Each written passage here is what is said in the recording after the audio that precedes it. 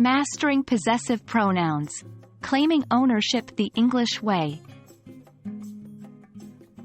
Hello, everyone. Welcome back to another exciting episode in our series on English grammar fundamentals. Today, we're venturing into the land of possessive pronouns. But what exactly are they, and how can we use them effectively? Stay with me as we explore this topic further and understand the concept through various examples.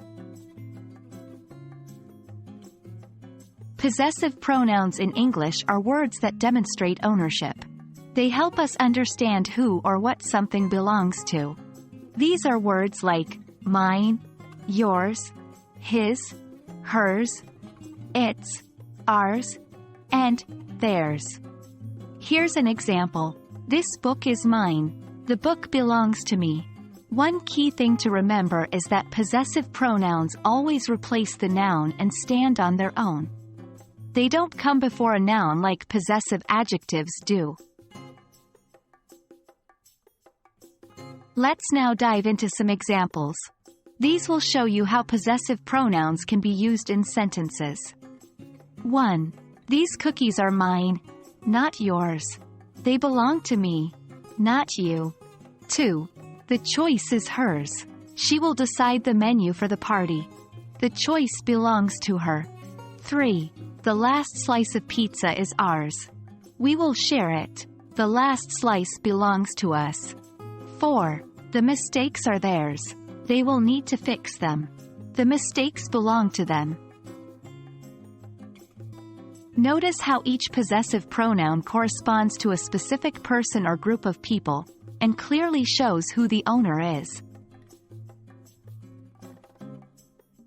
While using possessive pronouns, it's important to avoid common mistakes.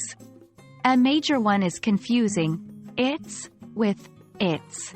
Remember, its is a possessive pronoun, while its is a contraction of it is or it has. For example, the dog is wagging its tail. It's a beautiful day today.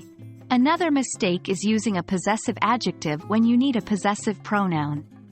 Remember, possessive pronouns stand alone and do not come before a noun. Well, that brings us to the end of our lesson on possessive pronouns. Remember, these pronouns are essential in demonstrating ownership and replacing nouns in sentences. With a little practice, you'll be using them like a pro in no time. I hope you found this video helpful. Be sure to revisit these examples and try creating sentences of your own. Stay tuned for more exciting lessons on English grammar. Keep learning, and I'll see you in the next video. Happy studying!